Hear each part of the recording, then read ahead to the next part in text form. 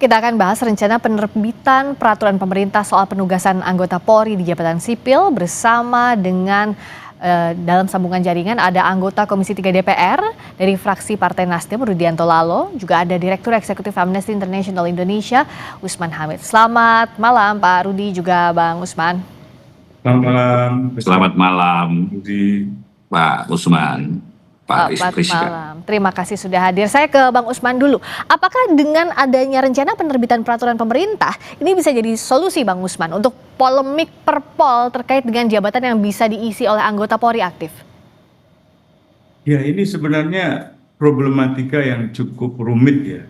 Kenapa demikian? Karena sebenarnya putusan MK itu sudah sangat jelas bahwa pasal 28 ayat 3 Undang-Undang Kepolisian sebenarnya melarang anggota kepolisian untuk duduk di jabatan di luar kepolisian kecuali kalau yang bersangkutan mengundurkan diri atau pensiun dari dinas kepolisian. Nah, Undang-Undang Kepolisian sebenarnya bermasalah di segi penjelasan, karena di dalam penjelasan dikatakan jabatan di luar kepolisian yang dimaksud adalah jabatan yang tidak punya sangkut paut dengan kepolisian atau tidak berdasarkan penugasan dari Kapolri. Dengan demikian, pasal yang secara limitatif jelas membatasi duduknya anggota Polri yang aktif di jabatan di luar kepolisian menjadi absurd lagi, menjadi karet sifatnya gitu, menjadi dibolehkan, dan ini sebenarnya sedang dikoreksi oleh putusan Mahkamah Konstitusi. Dan ini juga selaras dengan TAP MPR nomor 7 tahun 2000 yang membawa semangat dari politik hukum yang menempatkan Polri sebagai alat pelaksana kebijakan keamanan negara. Nah, dalam konteks ini putusan MK kedudukan hukumnya itu di atas dari peraturan Kapolri misalnya yang nomor 10 tahun 2025 dan juga di atas dari peraturan pemerintah yang hendak diterbitkan. Di dalam hukum itu ada azas, namanya azas lex superiori derogat legi inferior. Jadi ketentuan hukum yang lebih tinggi itu mengatasi ketentuan hukum atau peraturan hukum yang ada di bawahnya. Nah, pertanyaannya adalah letak putusan MK ini ada di mana? Kan tidak mungkin ia di bawah peraturan pemerintah, bahkan tidak setara dengan pemerintah. Dia lebih tinggi daripada peraturan pemerintah. Demikian pula kalau dibandingkan dengan peraturan Kapolri. Jadi sebenarnya kritik pada Kapolri melawan putusan MK akan berlanjut dengan kritik kepada pemerintah yang juga dianggap melawan keputusan MK gitu. Tapi saya ngerti bahwa kalau putusan MK itu segera dilaksanakan, ada banyak jenderal polisi ya dari jabatan dirjen, sekjen dan seterusnya di kementerian-kementerian yang harus mundur, dan itu memunculkan pertanyaan kalau mereka tidak mau mundur dari dinas kepolisian, mau ditempat di mana gitu. Itu saya kira pertanyaan praktisnya gitu. Dan itu nggak bisa dijawab dengan melanjutkan penerbitan peraturan yang justru bertentangan dengan aturan yang lebih tinggi, dengan lex superiori tadi itu. Inilah yang menurut Bang Usman jadi kompleks masalahnya, nggak cuma menerbitkan peraturan yang mana yang bertentangan dengan yang mana, tapi juga secara praktis jadi masalah. Nah, Pak Rudi, kalau misalnya ini diterbitkan peraturan pemerintah, bagaimana agar ini tidak bertentangan dengan tata urutan peraturan perundang-undangan? Satu, yang kedua adalah tidak bertentangan dengan asas hukum lex superiori, derogat legi inferiori yang tadi kita sudah bahas.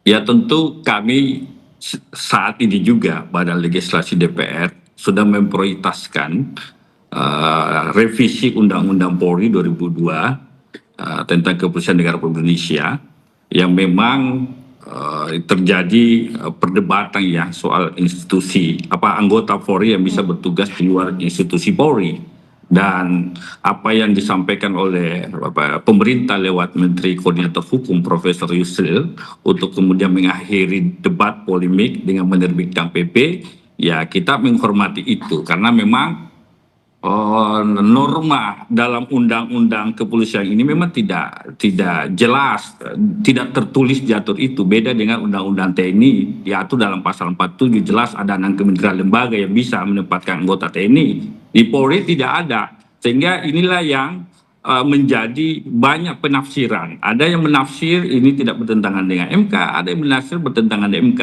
Dan saya kira pembuatan peraturan pemerintah itu kan ada dua, bisa atributif pendelegasian dari undang-undang, bisa juga kalau dalam norma undang-undang itu tidak jelas sehingga pemerintah berinisiatif membuat peraturan pemerintah yang mengatur itu. Pertanyaan tadi seperti yang disampaikan oleh Pak Bang Usman, bagaimana mungkin PP kalau dipandang lagi bertentangan dengan putusan MK misalkan. Kami menyampaikan bahwa saat ini Komisi 3 setelah masa reses ini akan menerima masukan-masukan dari masyarakat, ya praktisi, akademisi hukum terkait sekaitan revisi Undang-Undang Polri. Kalau memang PP juga dipandang bertentangan, nanti kami juga memikirkan bagaimana kemudian pengaturan ini diatur dalam Undang-Undang revisi Undang-Undang Polri. Saya kira lebih konkret dan lebih jelas supaya tidak ada lagi tafsir-tafsir lain atau perbedaan pendapat. Ini kan Pak putusan MK kita menimbulkan penafsiran baru. Ya, karena ada yang menafsir sepanjang ada sangkut paut dengan kepolisian, keamanan, ketertiban, sebagaimana putusan pasal 30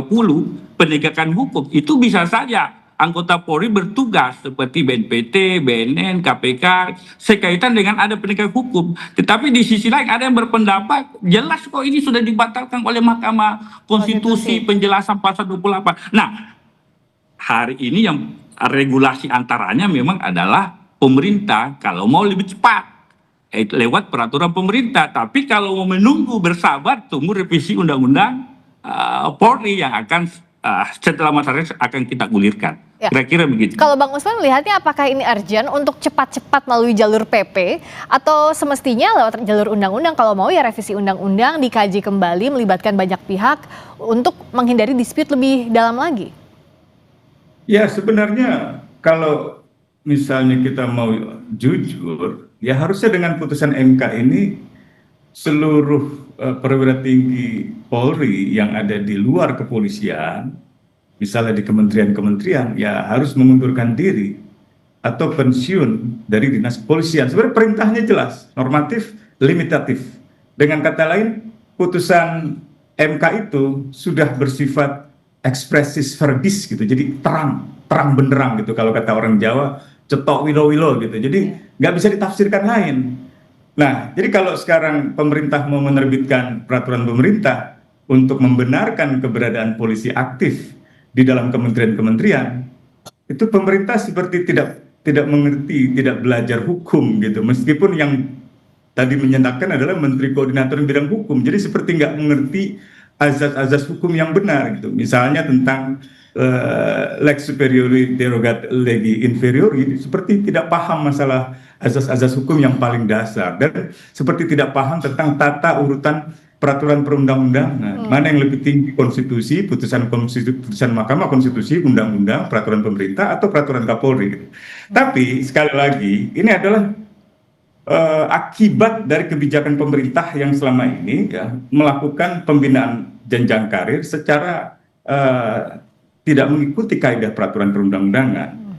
Misalnya bertumpuknya jumlah perwira tinggi di TNI atau di Polri gitu, akibat misalnya dulunya pemerintah, katakanlah presiden mengangkat jabatan Kapolri atau jabatan Panglima dari generasi yang sangat muda gitu, sehingga terjadi kemandekan perwira, terjadi penumpukan perwira tinggi, dan mereka membutuhkan tempat untuk katakanlah berkarya gitu, difungsi dikaryakan gitu, dan akhirnya untuk mengatasi problem-problem penumpukan itu ditempatkan di berbagai posisi jabatan eselon 1 gitu, dirjen, kemudian sekjen, dan itu mengganggu pembinaan karir pegawai negeri. Banyak orang misalnya sudah sekolah dari jauh-jauh hari, APDN, kemudian STPDN, kemudian IIP, tiba-tiba tidak bisa menjabat jabatan eselon 1 karena sudah ditempati oleh TNI aktif atau oleh polisi aktif yang tidak pernah mengikuti jenjang karir, jenjang pendidikan sebagaimana PNS biasa atau ASN biasa.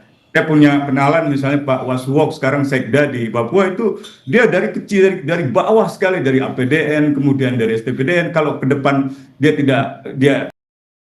dia orang yang sangat punya integritas, dan kalau ingin ditempatkan sebagai pejabat direktur jenderal atau sekretaris jenderal sebuah kementerian, tidak bisa karena diisi oleh TNI aktif atau diisi oleh polisi aktif yang tidak pernah mengikuti jenjang pendidikan pegawai negeri. Jadi ini adalah kebijakan pemerintah pusat sendiri yang keliru, dan akibatnya ada komplikasi hukum. pertentangan atau perlawanan terhadap putusan MK sekarang bukan hanya dilakukan oleh Kapolri tapi juga oleh pemerintah gitu. Iya. Ini sangat mengajarkan bagaimana melanggar hukum atau melawan hukum, dan DPR kalau kemudian melakukan revisi ini sama nasibnya seperti Undang-Undang TNI. Jadi melanggar dulu, jadi ada perwira TNI ditempatkan misalnya di Kejaksaan Agung dan di tempat-tempat lain. Lalu karena itu melanggar, lalu undang-undangnya dirubah Baru supaya tidak direvisi. melanggar. Saya kira presiden yang sangat buruk di dalam dunia legislasi dan penegakan hukum di Indonesia. Nah, kalau begitu Pak Rudi, bagaimana agar masalah yang terjadi dari mulai merit sistemnya dan sekarang masih ada pertentangan secara aturan, ini bisa diselesaikan secara legal pula, tidak menabrak aturan lainnya? Dan apakah harus buru-buru pakai PP atau tidak menunggu revisi dulu? Kalau tadi Pak Rudi juga melihat ada dua opsi, sesaat lagi di Sapa Indonesia Malam. Kita masih membahas rencana penerbitan peraturan pemerintah soal penugasan anggota Polri di jabatan sipil. Masih bersama dengan anggota Komisi 3 DPR RI, fraksi Partai Nasdem Rudianto Lalo, juga Direktur Eksekutif Amnesty International Indonesia Usman Hamid. Pak Rudi, jadi apakah memang kalau menurut Anda harus buru-buru ini diketok palu peraturan pemerintahnya, atau semestinya kalau dari sikap DPR tunggu sampai revisi undang-undang dulu, dikaji lagi undang-undangnya agar tidak bertabrakan dengan aturan lainnya dan menimbulkan dispute lainnya? Ini kan terjadi polemik ya. Polemik yang saya seperti katakan tadi, polemik. Mungkin pemerintah mau mengakhiri polemik, Menteri Koordinator Hukum memberi jawaban buat peraturan pemerintah. Karena dipandang peraturan pemerintah adalah penafsir undang-undang. Ini kan undang-undangnya mungkin tidak jelas diatur, ini kemudian mau dijelaskan dalam peraturan pemerintah. Tapi itu silahkan menjadi domain kewenangan pemerintah. Kami di DPR fokus pada 2026 ini akan menyelesaikan revisi Undang-Undang Polri. Sekaitan dengan ketidakjelasan seperti pengaturan undang-undang, bagaimana lex scriptanya, lex sertanya, lex scriptanya, tertulis, ketegasan, kejelasan, ini harus semua jelas di undang-undang, revisi undang-undang nanti. Jangan lagi seperti undang-undang 2002 yang memunculkan polemik penafsiran-penafsiran beragam. Kita mau undang-undang yang lahir itu jelas. Di instansi mana misalkan institusi Polri bisa hadir di institusi lembaga sipil lain. Karena ini juga mungkin